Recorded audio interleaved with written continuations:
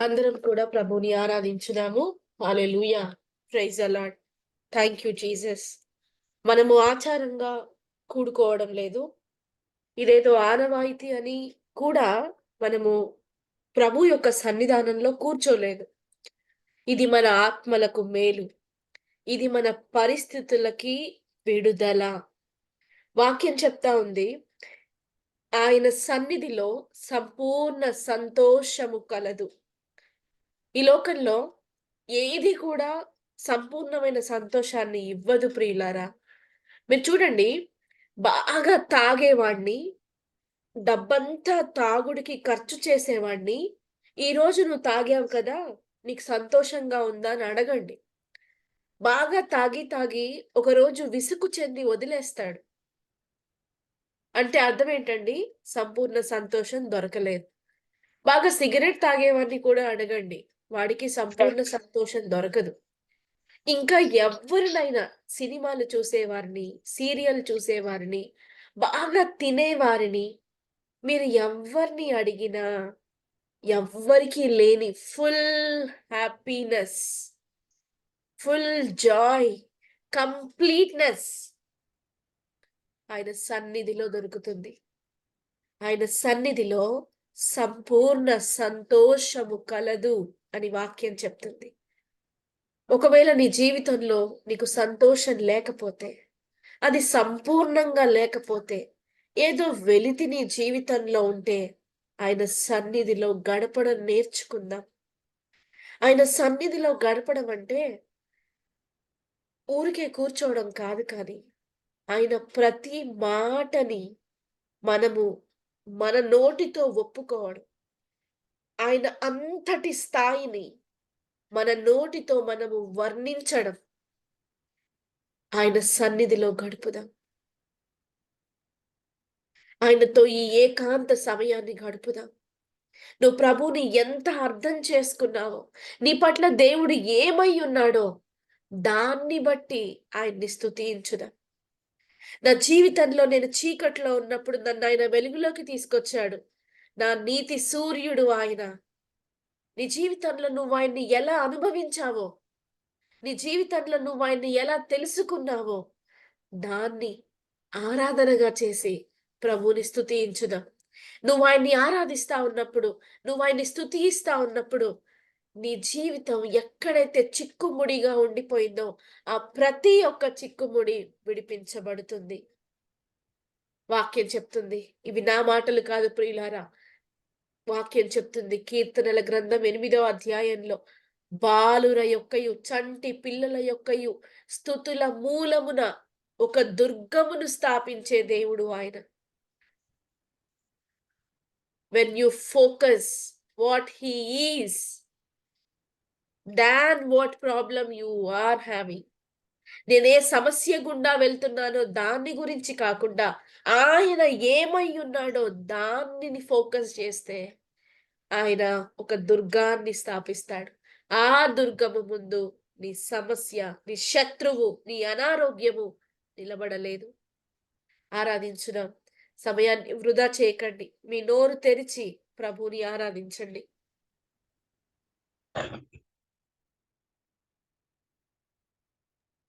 ఆరాధించుదాం ప్రభువుని.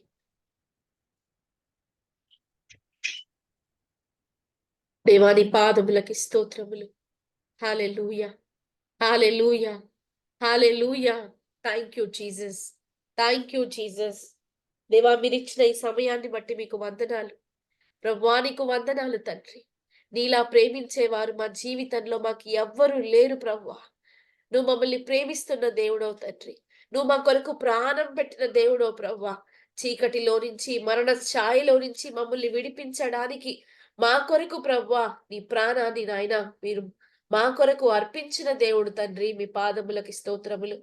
సర్వశక్తిమంతుడా మీ పాదములకి వందనాలు చెల్లిస్తా ఉంటున్నాను. సర్వాధికారి నీ పాదములకి స్తోత్రములు ప్రభువా స్తోత్రములు. రాజా నిన్ను స్తుతిస్తా ఉన్నాం. నీలా మమ్మల్ని ప్రేమించే దేవుడు ఈ లోకంలో ఎవరు లేరు ప్రభువా. దేవా మమ్మల్ని ప్రేమించే వారు ఈ లోకంలో ఎవరు లేరు ప్రభువా. మేమేదైనా చేస్తే, మేము మంచి చేస్తే మమ్మల్ని ప్రేమించేవారు. మా వల్ల ఏదైనా పొరపాటు జరిగితే మమ్మల్ని ద్వేషించేవారు మా చుట్టూ ఉన్నారు. అయా మేము మంచి చేసినా, మేము చెడు చేసినా మా ప్రతి సమయములో, అసమయములోను మమ్మల్ని ప్రేమిస్తున్న దేవుడవు. నీ ప్రేమ నేను వర్ణించలేనిది ప్రభువా. నీ ప్రేమ నా ఊహకి కూడా అందనిది ప్రభువా, నీకు స్తోత్రాలు. నీ కృపను బట్టి మీకు స్తోత్రాలు. మేమింకా బ్రతుకుచున్నామంటే అది నీ కృప ప్రభువా, నీకు స్తోత్రాలు. దేవా, మా పాపమంతా మీరు సిలువలో మోసి, మా రోగమంతా మీరు భరించి, మీ నీతిని మీరు మాకు ఆపాదింపజేసిన దేవుడవు తండ్రి, నీకు స్తోత్రాలు. దేవా, నీకు స్తుతులు చెల్లిస్తా ఉంచున్నాం. నీ ప్రతి వాగ్దానాన్ని బట్టి నేను స్తుతిస్తా ఉంచున్నాను. తండ్రి, నీ ప్రతి వాగ్దానము మా జీవితాల్లో అది ప్రవ్వా అవునన్నట్టుగానే మీరు ఉంచినారు తండ్రి. అందును బట్టి మీకు స్తోత్రాలు. తండ్రి, నీ పాదములకి స్తోత్రాలు. అయా శ్రమల్లో మేమున్నప్పుడు నాయన నీ రొమ్మున మాకు ఆశ్రయం దొరికింది ప్రభువా, నీకు స్తోత్రాలు. రోగములో మేమున్నప్పుడు మీ వాగ్దానం మమ్మల్ని విడిపించింది ప్రభువా, నీకు స్తోత్రాలు. నీ కృపా బాహుల్యమును బట్టి నేను స్తుతిస్తా ఉంచున్నాను. మా జీవితంలో నాయన మేమేమై ఉన్నామో అది కేవలము నీ కృప వలనే అయ్యుంచున్నాం తండ్రి, నీకు స్తోత్రాలు. ప్రభువా, నీ పాదములకు అనేక వేల వందనాలు చెల్లిస్తా ఉంచున్నాను. ఇక్కడున్న వారందరినీ మీ హస్తాలకు అప్పజెప్తా ఉంచున్నాను. పరిశుద్ధాత్మ దేవా, దేవా, ఈరోజు మీరు మాతో మాట్లాడండి ప్రభువా. మీరు మాలో ఉన్నారు. మీరు మాతో ఉన్నారు. మీరు మా మధ్యలో ఉన్నారు తండ్రి, మీకు స్తోత్రాలు. దేవా, మీరు మాట్లాడితే మా బ్రతుకులు మారిపోతాయి.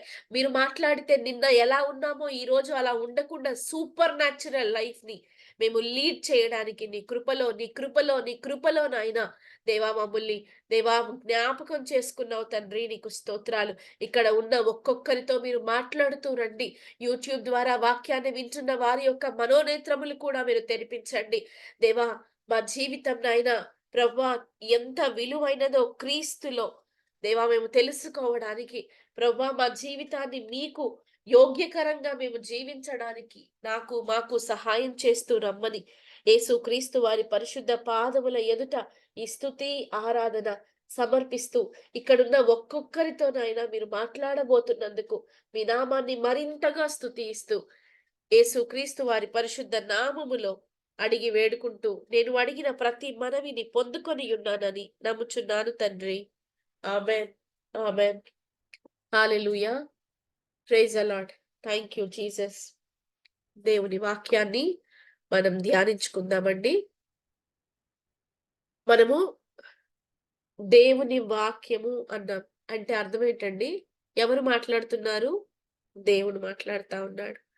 మీరెప్పుడైనా గమనిస్తే బయట మనం రోడ్డు మీద నడుస్తూ వెళ్తుంటే మనకెన్నో స్వరాలు వినిపిస్తాయి. ఎన్నో మాటలు మన చెవిలోకి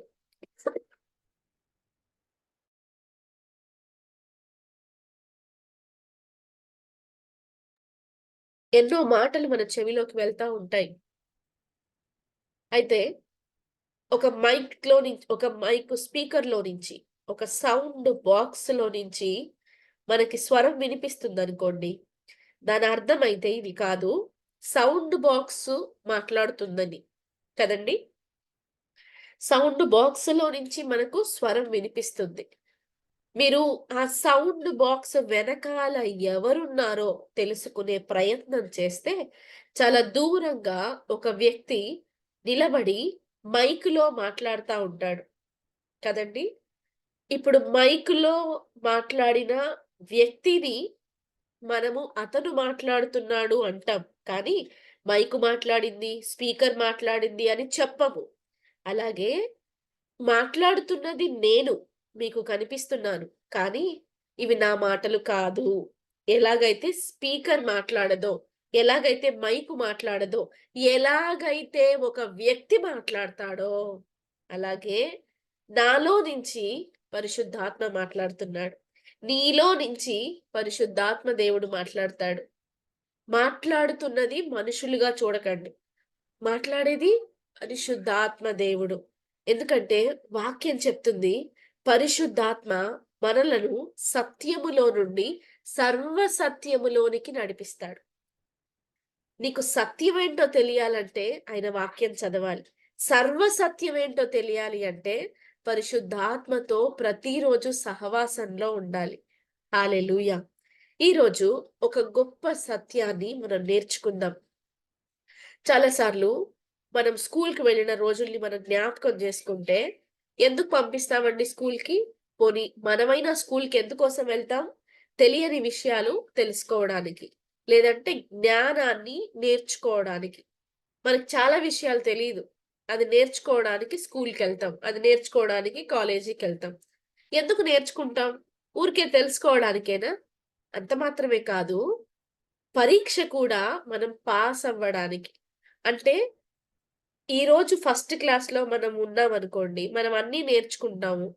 పరీక్ష పెడతారు. దాంట్లో పాస్ అయితేనే నెక్స్ట్ క్లాస్‌కి ప్రమోట్ చేస్తారు. లేదంటే నువ్వు పాస్ అయ్యేదాకా అదే క్లాస్‌లో ఉండాల్సొస్తుంది. సో, నా ఉద్దేశ్యం ఏంటంటే, దేవుని వాక్యం కూడా మనం నేర్చుకునేది మన జీవితంలో వచ్చే ప్రతి పరీక్షలో ఈ పాఠాలు మనకు గుర్తొస్తే మన జీవితంలో మనం పాస్ అవుతాం. నేను అనుకోవట్లేదు క్రిస్టియన్ లైఫ్ అంటే నార్మల్ లైఫ్ అని. ఈ లోకంలో క్రీస్తులోకి రాకముందు వరకు నువ్వు ఎలాగైనా బతికేయవచ్చు. ఎలాగైనా బతికేయొచ్చు. ఎందుకంటే అవన్నీ నువ్వు సృష్టించుకున్నవి. నువ్వు సృష్టించుకున్నవి. ఇలా ఉండాలి, ఇలా ఉండకూడదు అని ఎవరు చెప్పారు? నీకు నువ్వే పెట్టుకుంటావు. చాలా సార్లు ఇదెందుకిలా చెయ్యాలి అంటే, మా అమ్మ ఇలా నేర్పించింది అంటారు. వాళ్ళ అమ్మనడిగితే, నాకు మా అమ్మ నేర్పించింది అంటారు. అంటే వారికి వారే కట్టుబాట్లు పెట్టుకుంటారు. మంచి కోసమే పెట్టుకుంటారు. కొన్ని చెడు కోసం కూడా పెట్టుకుంటారు. అంటే మనుషులు వారి పద్ధతులని అనుసరిస్తా ఉంటారు. వాక్యం ఏం చెప్తుంది? అసలు దేవుడంటే ఏంటో వాక్యం నీకు పరిచయం అవుతుంది. దేవుడేంటి? మనిషేంటి? దేవుడిని మనిషి ఎందుకు చేసుకున్నాడు? మనిషిలోకి ఎందుకు ఇలాంటి సమస్యలొస్తాయి? ఎలా వాటిని అధిగమించాలి? ఈ పుట్టుక, ఈ మరణం ఇవన్నిటి గురించిన నీకు సమాధానం కావాలి అంటే కేవలం వాక్యమే. నేను మీకు ఒక గొప్ప సవాలు విసురుతున్నాను. బైబిల్‌లో కాకుండా మీరు ఏం చేసినా కొన్ని వందల ప్రశ్నలకి సమాధానం దొరకదు. నిజంగా దొరకదు. అందుకే వేల మంది శాస్త్రవేత్తలు బైబిల్‌లో నుంచి తీసుకొని చాలా వరకు ప్రూవ్ జేస్తారు బయట. పలానా శతాబ్దంలో, పలానా యుగంలో పలానా రాజుండేవాడు. ఓకే. ఈయన యొక్క సమాధి పలానా స్థలంలో ఉంది అని ఆ స్థలానికి వాళ్ళు వెళ్లి అక్కడ తవ్వి కరెక్టే. ఈ శవం ఇక్కడుంది. ఈ బాడీ ఇక్కడ దొరికింది. లేదా ఈ రాజులు ఇక్కడ ఉన్నారు. వారి యొక్క అవశేషాలు దొరికాయి. ఎలా చేస్తున్నారు? మీకు బైబిల్ ఎలాంటి ఇన్ఫర్మేషన్ ఇస్తుంది అంటే గతం ఏంటి? వర్తమానం ఏంటి? భవిష్యత్తు ఏంటి? సమస్తము కూడా ఆయన వాక్యమే. అందుకే ఆయన మాట్లాడుతున్నప్పుడు మన యొక్క జీవితాలు మారిపోతాయి. మనం చేయాల్సిందేంటో తెలుసా? ఖాళీ ఆయన వాక్యాన్ని విని విశ్వసించడం. ఇదే. అందుకే ఈరోజు నేను విశ్వాసం అంటే ఏంటో కూడా ఇవాళ స్టేటస్‌లో పెట్టాను. విశ్వాసం అంటే అర్థం ఏంటంటే, విశ్వాసమనున్నది నిరీక్షింపబడు వాటి యొక్క నిజ స్వరూపం. లేనివి అదృశ్యమైనవి ఉన్నవి అనడానికి రుజువు. అంటే విశ్వాసం అంటే అర్థం ఏంటంటే, evidence, spiritual evidence which you cannot see. Not seen. అది విశ్వాసం. హల్లెలూయా! ఈరోజు ఒక సత్యాన్ని మనం నేర్చుకుందాం. సో, ఈ సత్యం ఎందుకు నేర్చుకుంటున్నాం? రేపెప్పుడైనా మనకొక సమస్య వస్తే, ఈ పాఠం మనకి యూజ్ అవుతుంది. ఆ పరీక్షలో పాస్ అవ్వడానికి ఈరోజు ఇది మనం నేర్చుకుంటున్నాం. ఓకే. చాలా సార్లు మనం అనుకుంటాం. ఇప్పుడు మనం వాక్యంలోకెళ్దాం. చాలా సార్లు మనం అనుకుంటాం. ఎవరికైనా రోగం వచ్చిందనుకోండి, దేవుడెందుకో వీరికి రోగాన్నిచ్చాడు అని అనుకుంటాం. ఎంతకీ ఆ రోగం పోవట్లేదనుకోండి, దేవుడికెందుకు నా భక్తి గుర్తు రావట్లేదు? నేనెన్ని సార్లు చర్చ్‌కెళ్ళాను, ఎన్ని సార్లు పూజలు జేశాను, ఎన్ని సార్లు అది చేశా, ఎన్ని సార్లు ఇది చేశా అని అనుకుంటాం. ఇది మన యొక్క దృక్పథం. It's our prospective. మనం ఇలాగే ఆలోచిస్తాం. కానీ అసలు దేవుని యొక్క మనసేంటి? నిజంగా దేవుడు ఒక మనిషిని శిక్షించాలి అనుకుంటే ఒక రోగం ఇస్తాడా? బైబిల్‌లో చాలా చక్కటి మాటుంటుందండి. మనము చెడ్డవారమయ్యుండి, మన పిల్లలకి ఎప్పుడూ కూడా చెడు చెయ్యము. మనం చెడ్డవారమే. కాదు అని చెప్పడానికి లేదు. ఎందుకంటే ఎవరికి వారు విమర్శ చేసుకోండి. మనం ఎంత చెడ్డవారమో. చాలా సార్లు సొంత తల్లిదండ్రుల మాట వినము. అవతల వారిని నొప్పిస్తాం మన ఇష్టం కొరకు. చాలా సార్లు అవిధేయత చూపిస్తాం. చాలా సార్లు పక్క వ్యక్తిని గాయపరుస్తాం. అబద్ధాలాడతాం. అనుకుంటాం ఇదంతా చెలేగా నడుస్తది ఏం కాదు అనుకుంటాం. సొంత వారిని మోసం చేస్తాం. అబద్ధాలతో, మోసపూరితమైన పనులతో కాలం గడిపేస్తా ఉంటాం. ఇవన్నీ మంచి వారికుండే లక్షణాలు కాదు. చెడ్డవారు. ఇంత చెడ్డతనము కలిగిన మనిషి కూడా తన పిల్లలకి చెడు చెయ్యడు. చెడ్డవారయ్యుండి మీ పిల్లలకి మంచి ఈవులే మీరిస్తారు. మరి పరలోకమందున్న మీ తండ్రి మీకెందుకు చెడ్డ ఈవులిస్తాడు? ప్రభు యొక్క ప్రశ్న అర్థమైందా? మనం చెడ్డవారం. మనం అబద్ధాలాడతాం. మనము చెడ్డ మాటలు మాట్లాడతాం. కోపమొస్తే ఇష్టం ఉన్నట్టుగా ప్రవర్తిస్తాం. బూతులు మాట్లాడతాం. వ్యభిచార తలంపులు కలిగిన వారం. ఇలాంటి ఇంత చెడ్డతనం ఉన్న మనుషులమే మన పిల్లలకి చెడు చెయ్యం. అస్సలు చెయ్యం. బిడ్డకి దెబ్బ తగిలిందంటే మనం అల్లాడిపోతాం. ఏమైనా జరిగింది ఇప్పుడు అసలు చూడని కొడుకులుంటారు. బయట చూడండి ఎంతమంది ఆ తల్లిదండ్రులని అనాథాశ్రమాల్లో వేశారు. ఆ తల్లిదండ్రుల దగ్గరికి వెళ్లి, "అమ్మా! నీ కొడుకు నిన్ను వదిలేసాడు కదా! నిన్ను పోషించట్లేదు కదా! నీ కొడుకు చనిపోవాలని నువ్వు కోరుకుంటున్నావా?" అంటే లాగిపెట్టి కొట్టిద్ది. లేదంటే ఒక మాట అనేస్తుంది. ఎందుకని? She love. She love their children. సరిగ్గా చూడకపోయినా తల్లి ప్రేమ మారదు. తండ్రి ప్రేమ మారదు. మనమేదో ఇస్తేనో ప్రేమించే ప్రేమ కాదండి. వాళ్ళు ప్రేమిస్తారు. ఎందుకంటే అది మనల్ని బట్టి కాదు కానీ, వారు వారు మనల్ని కన్నారు కాబట్టి మనం ఎలా ఉన్నా ప్రేమిస్తారు. మనము సంపాదించినా ప్రేమిస్తారు. సంపాదించకపోయినా ప్రేమిస్తారు. మనము మంచిగా ఉన్నా ప్రేమిస్తారు. మనం లేవలేకపోయినా ప్రేమిస్తారు. మనం మంచంలో ఉన్నా ప్రేమిస్తారు. తెలుసా మీకు?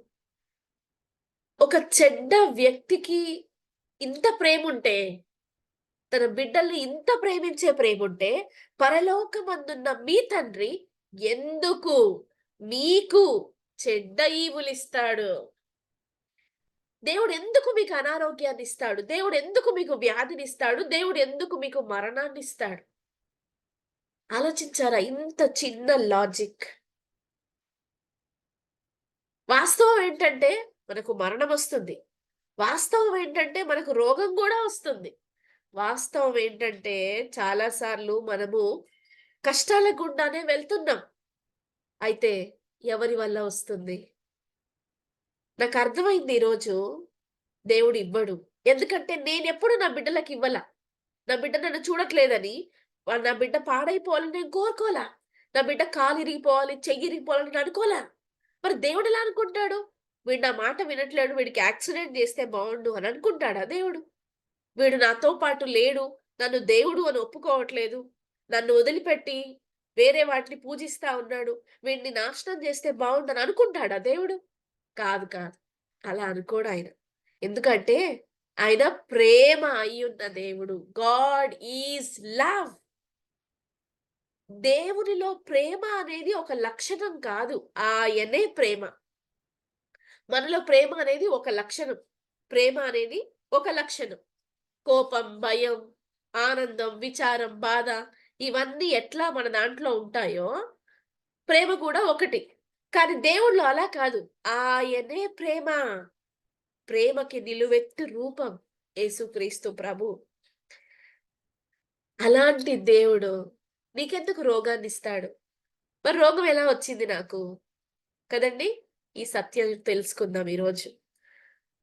చాలా సార్లు క్రైస్తవులుగా ఉండి, వాక్యం ఏంటో తెలిసి కూడా మనం ఏం మాట్లాడతామంటే దేవుడిచ్చాడు అనుకుంటాం. ఒకసారి ఈ వచనాన్ని నాతో పాటు చూడండి. హోషేయ పాత నిబంధనలో ఉంటుంది. హోషేయ 4వ అధ్యాయం 6వ వచనం. ప్రవక్త అయిన హోషేయ 4వ అధ్యాయం 6వ వచనం.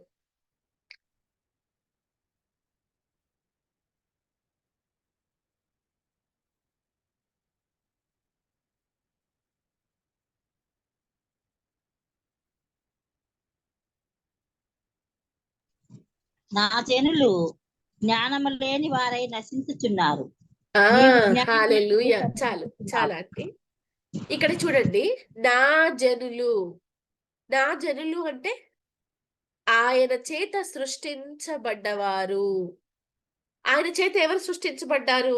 మనుషులంతా. మీరు ఆదికాండం 1:26 చదివితే మీకు అర్థమవుతుంది. మనుషులంతా ఆయన చేతనే సృష్టించబడ్డారు. ఆయన లేకుండా ఏదీ కలగలేదు. మీరు హెబ్రీలకు రాసిన పత్రిక చదివితే మీకు అర్థమవుతుంది. ఆయన లేకుండా ఏదీ కలుగలేదు. ఈరోజు నువ్వు ఉన్నావంటే దేవుడు నిన్ను సృష్టించాడు అనేది నువ్వు ఒప్పుకోవాలి. నీకు అర్థం అవ్వాలి. మనం నశించిపోతున్నాము. రోగాల చేత, శ్రమల చేత, కష్టాల చేత, ఎన్నో రకరకాల కారణాల వల్ల నశించిపోతున్నాం. ఎందుకు నశించిపోతున్నాం మనం? జ్ఞానము లేక. ఎందుకు నశించిపోతున్నాం? జ్ఞానము లేక. ఈ జ్ఞానమే మనకుంటే నశించిపోం మనం. ఈ జ్ఞానం మనకుంటే ఒకవేళ ఇక్కడ చూడండి. నా జనులు జ్ఞానము కలవారై ఫలించుచున్నారు. జ్ఞానం ఉంటే ఫలిస్తాము. జ్ఞానము లేకపోతే నశించిపోతాము. ఇప్పుడు మీ జీవితాన్ని మీరే బేరీజు వేసుకోండి. మీరు నశించిపోతే మీకేం కొదువుగా ఉంది? జ్ఞానం కొదువుగా ఉంది.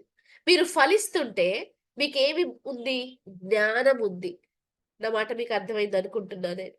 చాలా సార్లు ఎన్నో సమస్యల చేత మనం బాధపడతా ఉంటాం కదండి. వాక్యం చెప్తుంది జ్ఞానము, విజ్డమ్.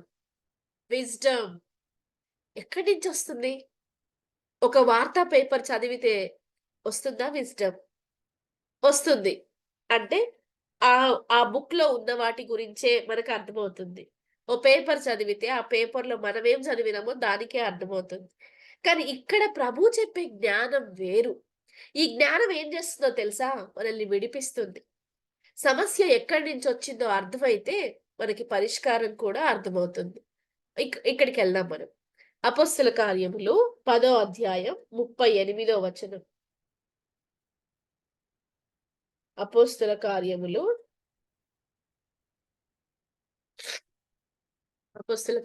10:38.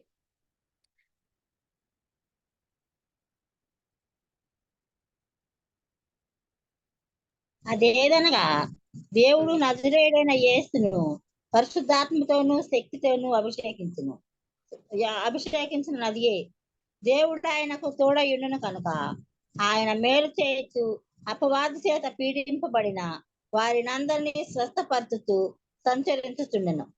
హల్లెలూయా! ఎవరి వల్ల మనకు రోగం వస్తుందండి? ఇక్కడ ఉంది చూడండి ఈ మాట. ఎవరి చేత మనం పీడించబడుతున్నాము? ఎవరి చేత? అపవాది చేత. అపవాది చేత. ఇప్పుడు జ్ఞానము లేకపోతే అంటే జ్ఞానం అంటే అర్థం ఏంటండి? వాక్యము. వాక్యము. ఈ వాక్యము మనకు తెలియకపోతే మనం ఏమనుకుంటాం? మనకు రోగం వచ్చింది. అమ్మా! దేవుడు నాకెందుకు ఇచ్చాడు ఈ రోగము అనుకుంటాం. ఒక ఇంట్లో మరణం వచ్చింది. దేవుడు ఎందుకు తీసుకెళ్ళాడు అతన్ని? అతనికి ఎంత చిన్న పిల్లలున్నారు అనుకుంటాం. అంటే మన ఆలోచన విధానం ఎలా ఉంటుందంటే మనం ఏదైతే అనుకుంటామో అదే నిజం అనుకుంటాం. కానీ సత్యము చెప్తుంది రోగము అపవాది చేత వస్తుంది. ఇక్కడ అపవాది చేత పీడించబడుతున్న వారందరినీ ఆయన స్వస్థపరుస్తా ఉన్నాడు. సో అపవాది ఎవరు? డిస్ట్రక్టర్, నిన్ను నాశనం చేసేది. దేవుడెవరు? కన్స్ట్రక్టర్, నిన్ను బాగు చేసేవాడు. నా మాట మీకు అర్థమవుతుందా? అపవాది చేత పీడించబడే వారిని ఆయన స్వస్థపరుస్తున్న దేవుడు. హల్లెలూయా! నువ్వు నిజంగా రోగంతో ఉంటే ఆ రోగము దేవుడు నీకు ఇవ్వలేదు. ఎందుకంటే ఆయన కన్‌స్ట్రక్టర్. నిన్ను ఫలించే దేవుడండి. ఎలాగైతే నువ్వు నీ బిడ్డల్ని ప్రేమిస్తావో, ఎలాగైతే నువ్వు నీ బిడ్డలు బావుండాలి అనుకుంటావో, ఎలాగైతే నువ్వు నీ బిడ్డల్ని తప్పు చేసినా కానీ, నీ బిడ్డల్ని హత్తుకుంటావో, అలాగే అంతకంటే ఉన్నతంగా ఈ పరలోకపు తండ్రి నిన్ను తల్లి గర్భములో సృష్టించిన వాడు నిన్ను ప్రేమిస్తాడు. ఎంత ప్రేమిస్తాడంటే, నువ్వు ఆయన చెయ్యి వదిలిపెట్టి అన్యుల తట్టుకు తిరిగినా, అన్యమైన వాటి యందు నీ ఫోకస్‌ని ఉంచినా, వ్యర్థమైన వాటిని నువ్వు ఆరాధిస్తున్నా, ఆయన నిన్ను ప్రేమిస్తూనే ఉంటాడు. ఎందుకంటే ఆయన నీ సృష్టికర్త. ఆయన ప్రేమ మారదు. నువ్వు ఆయన వైపు మరలితే, నువ్వు ఆయన వాక్యాన్ని అర్థం చేసుకుంటే, నువ్వు ఆయనలో ఫలిస్తే, నువ్వు విడిపించబడతావు. ఎవరైతే దేవుని చేతనే మాకు రోగమొచ్చింది అనుకుంటారో, వారెలా ఉంటారంటే, దేవుడిని అడుగుతా ఉంటారు. దేవా నన్ను బాగు చేయి. దేవా నా భక్తిని చూడు. నా ఉపవాసాలు చూడు. నేనెన్ని పూజలు చేశాను నీకు. అన్ని చేశా, ఇన్ని చేశా అని కౌంటబిలిటీ చూపిస్తారు. కానీ సత్యం అర్థమైతే, నాకు రోగమొచ్చింది. నాకు తలనొస్తుంది. ఎవరి వల్ల? అపవాది చేత నేను పీడించబడుతున్నాను అనే విషయం నాకు అర్థమైతే, నేనెలా రియాక్ట్ అవుతానండి? నా మాట మీకు అర్థం చేసుకోవడానికి ప్రయత్నించండి. వాక్యం చెప్తుంది, అపవాది చేత నువ్వు పీడించబడుతున్నావు. మీకో చిన్న ఉదాహరణ ఇస్తాను. మీరు అందంగా కట్టుకున్న మీ ఇంట్లోకి ఒక ఎవరో మీకు తెలియని ఒక వ్యక్తి లోపలికొచ్చాడనుకోండి. మీరేం చేస్తారు? తీసుకొచ్చి లోపల గదిలో కూర్చోబెట్టేస్తారా? లేదు. అతన్ని అడుగుతారు. ఎవరో కనుక్కుంటారు. అన్ని ఆరాలు తీస్తారు. మీకు అయిన వారైతేనే లోపలికి రానిస్తారు. కానీ వారిని మనం రానివ్వము కదా! ఆపేస్తాం అక్కడే. మరి అపవాది మనకు రోగం ఇచ్చేవాడిని ఎందుకు రానిస్తాం? వాడొచ్చాడు. ఏం చేస్తాం? వెళ్ళగొడతాం. You will reject it. You will cancel it. You will have a defeat. నా మాట మీకు అర్థమవుతుందా? రోగం మీ దగ్గరికొచ్చినప్పుడు మీరు దాన్ని యాక్సెప్ట్ చెయ్యరు. ఎప్పుడు? సత్యం అర్థమైతే. సత్యం ఏం చెప్తుంది? దేవుడు బాగు చేస్తాడు. అపవాది పాడు చేస్తాడు. పాడు చేసేవాడు మీ దగ్గరికొచ్చినప్పుడు మీరేం చెప్పాలి? Get out of my body. I am the body of Christ. ఎవరమండి మనము? ఆయన శరీరములోని అవయవం. ఆయన శరీరములోని అవయవం. అపవాది చేత అంటే అపవాది రోగం ఇస్తే, అపవాదిని నేను ఎదిరించవచ్చా? ఈ క్వెషన్ వస్తది చాలా మందికి. అపవాదిని నేను ఎదిరిస్తే నన్నేమన్నా చేస్తే వాడు అని అనుకుంటాం కదండీ! ఒక్కసారి మనం ఈ రెఫరెన్స్ తీద్దాం. ఆహ్, లూకా సువార్త, లూకా సువార్త 10వ అధ్యాయము మొదటి వచనం.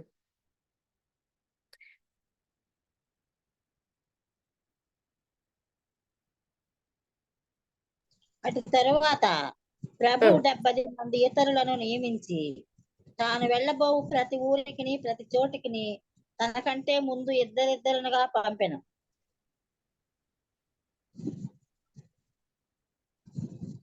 అదే అండి చదవండి. పంపినప్పుడు ఆయన వారితో ఇట్లనెను, కోత విస్తారముగా ఉన్నది, కానీ పనివారు కొద్ది మందియే. కాబట్టి కోత యజమానిని తన కోతకు పనివారిని పంపవేడుకొనుడి. మీరు వెళ్ళుడి. ఇదిగో తోడేళ్ల మధ్యకు గొర్రె పిల్లలను పంపినట్లు నేను మిమ్మును పంపుచున్నాను. మీరు సంచినైనను జూలునైనను చెప్పులనైనను తీసుకొని పోవద్దు. త్రోవలో ఎవరినైనను కుశల ప్రశ్నలు అడగవద్దు. మీరు ఏ ఇంటినైనను ప్రవేశించినప్పుడు ఈ ఇంటికి సమాధానమగు గాక అని మొదట చెప్పుడి. సమాధాన పాత్రుడు అక్కడ నుండిన ఎడల మీ సమాధానము అతని మీద నిలుచును, లేని ఎడల అది మీకు తిరిగి వచ్చును. వారు మీకిచ్చు పదార్థములను తినుచు త్రాగుతూ ఆ ఇంటిలోనే ఉండుడి. ఆంటీ పనివాడు తన 9వ అధ్యాయము మొదటి వచనం ఒకసారి చదవండి ఆంటీ. 9:1. ఆయన తన 12 మంది శిష్యులను పిలిచి సమస్తమైన దయ్యముల మీద శక్తిని అధికారమును రోగములు స్వస్థపరుస్తు వరమును వారికి అనుగ్రహించి దేవుని హల్లెలూయా! రాజ్యమును ఆ! ప్రకాశించుటకును రోగులను స్వస్థపరచుటకును వారి పంపెను. ఓకే. నేను 2 రెఫరెన్సెస్ చూపిస్తా ఉన్నాను. అపవాది చేత బా అపవాది చేత పీడించబడుతున్నప్పుడు, అలా పీడించబడ్డం అనేది ప్రభు యొక్క చిత్తం కాదు. అది ఏ రోగమైనా, అది జ్వరమైనా, తలనొప్పైనా, సైనస్ అయినా, క్యాన్సర్ అయినా, థైరాయిడ్ అయినా, అది ఎటువంటి రోగమైనా, నువ్వు రోగంతో ఉండడం ఆయనకిష్టం లేదు.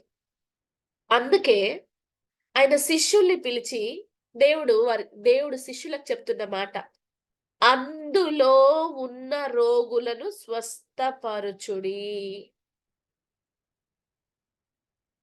దేవుడు శిష్యులకు చెప్పిన మాట, రోగుల్ని స్వస్థపరచుడి. అంత మాత్రమే కాదు. అంటే వారిని స్వస్థపరిచి వచ్చేయొద్దు. ఎందుకంటే రోగం మళ్ళీ వస్తుంది.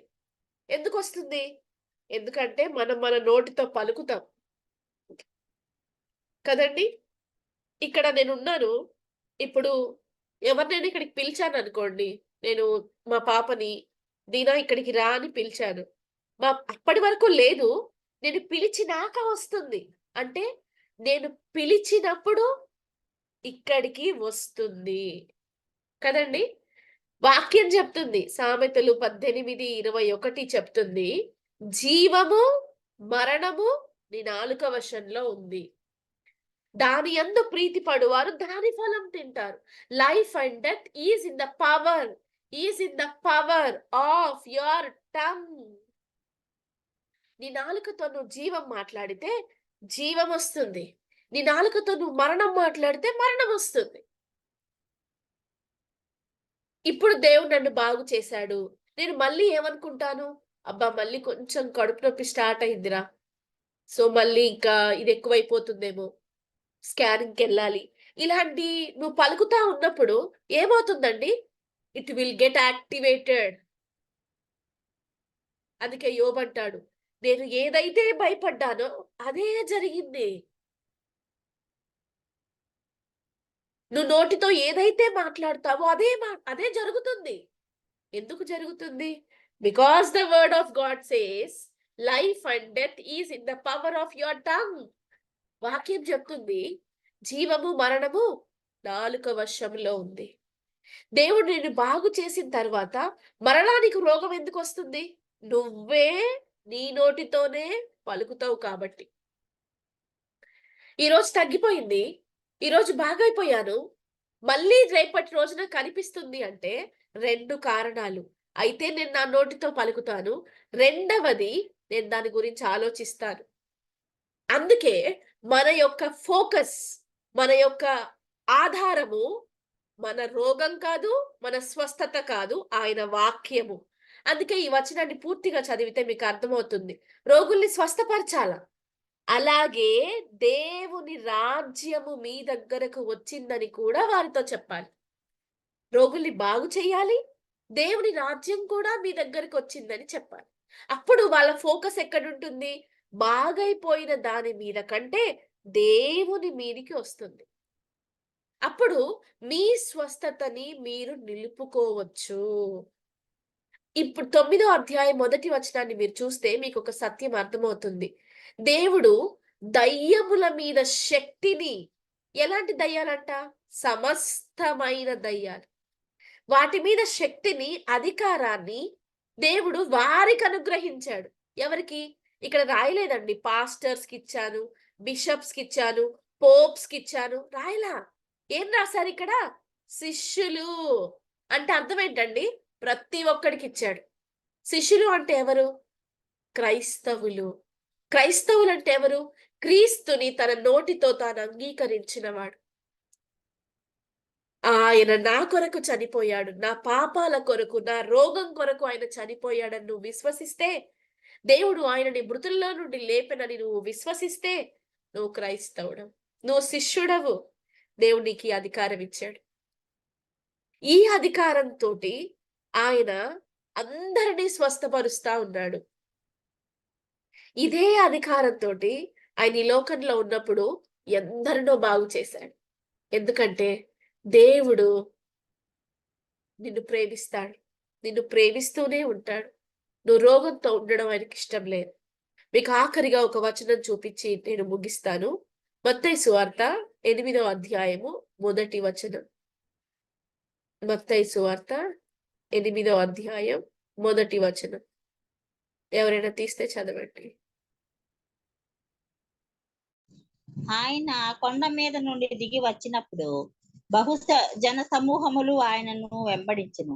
ఇదిగో కుష్ఠరోగి వచ్చి ఆయనను మ్రొక్కి, ప్రభువా, నీకిష్టమైతే నన్ను శుద్ధినిగా చేయగలవనెను.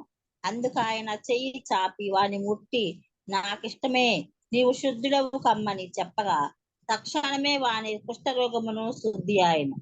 హల్లెలూయా. ఇక్కడ చూడండి. ఇదిగో కుష్ఠరోగి. కుష్ఠరోగి అంటే ధర్మశాస్త్రాన్ని మీరు చదివితే ఈ ఇక్కడున్న అంటే మన దేశంలో అన్ని కులాలలో మనుషులు పెట్టుకున్న దాంట్లో బ్రాహ్మణులని చాలా ఉన్నతంగా చూస్తారు. అమ్మో! ఆయన బ్రాహ్మిన్ అట్లా అనుకుంటారు.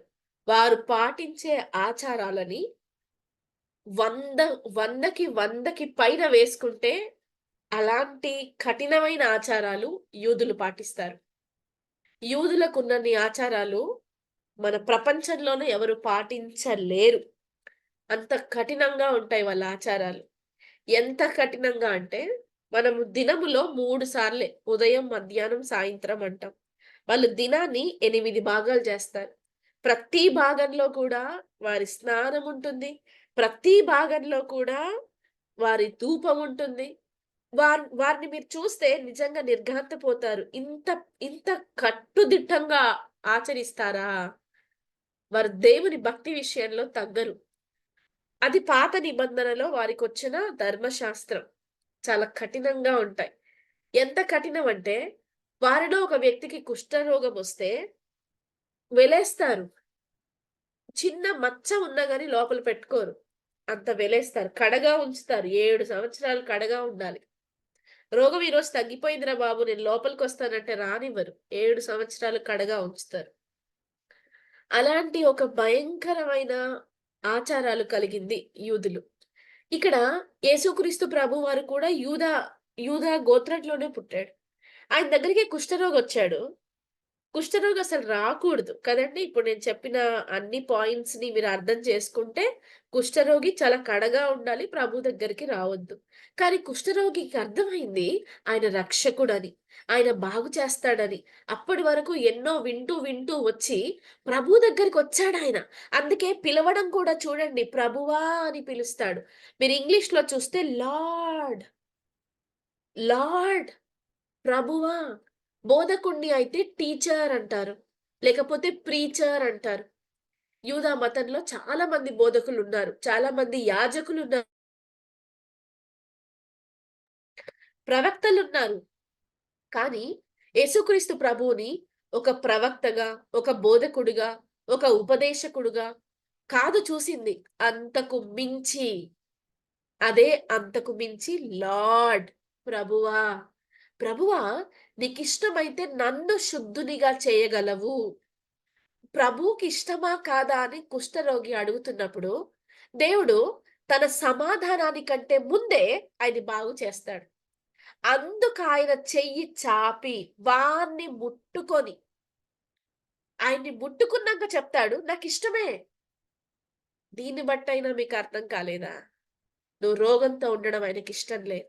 Change your focus. మనం చాలా సార్లు ఎన్ని హాస్పిటల్స్‌కెళ్ళినా ఈ రోగం పోవట్లేదు అని రోగం గురించే మాట్లాడతాం కానీ, దేవుని వాగ్దానాన్ని పక్కన పెడతాం. నీ దేవుడు చెప్తా ఉన్నాడు, నీకాయన అధికారం ఇచ్చాడని. నీ నోటితోటి ఈ రోగం నాకింకా ఎంతకాలం ఉంటుంది అనకుండా, నా దేవుడు నన్ను బాగు చేశాడు. నా దేవుడు నన్ను బాగు చేశాడు. యేసు పొందిన దెబ్బల చేత నాకు స్వస్థత కలిగింది. అలా అంటుంటే మీ రోగం ఇంకా కొంచెం ఎక్కువగా కనిపించిందనుకోండి, తగ్గకండి. ఎందుకంటే ఇది పోరాటం. ఇది యుద్ధం. ఏ యుద్ధంలో ఆయన ఆల్రెడీ గెలిచాడు. మరణాన్ని, పాతాళానికి అప్పజెప్పి ఆయన పునరుద్ధానుడిగా లేసాడు. ఆ పునరుద్ధాన శక్తి మనలో ఉంది. అదే విశ్వాసం మనలో ఉంది. మనలో పని చేస్తుంది. ఆ విశ్వాసం లోకమును జయిస్తుంది. ఆ విశ్వాసం మీ సమస్యలను జయిస్తుంది. ఆ విశ్వాసం మీ శోధనలను జయిస్తుంది. కావలసింది ఆయన వాగ్దానములో మీ యొక్క ఫోకస్. Change your focus. నాకు ఈ రోగం ఉంది అనే దాంట్లో నుంచి ఆ రోగానికి నీ దేవుడు నీకిచ్చిన వాగ్దానాన్ని పట్టుకోండి. రోగాన్ని చూడకండి. మీకున్న బాధని చూడకండి. ఆ బాధలో, ఆ రోగంలో దేవుడు నీకిచ్చిన వాగ్దానం పట్టుకోండి. సమస్త ప్రజలతో ప్రభు చెప్తా ఉన్నాడు. మీ రోగము నేను భరించాను. నీ రోగం ఆయన భరించినప్పుడు నీ రోగాన్ని ఆయనలో చూడు. అప్పుడు ఇట్ విల్ గెట్ ట్రాన్స్‌ఫర్. నువ్వు రోగంతో ఉండడం ఆయనకిష్టం లేదు. ఆయన బాగు చేసిన దేవుడు. సిలువ నిన్ను బాగు చేసింది. ఆయన రక్తము మనల్ని విడిపించింది.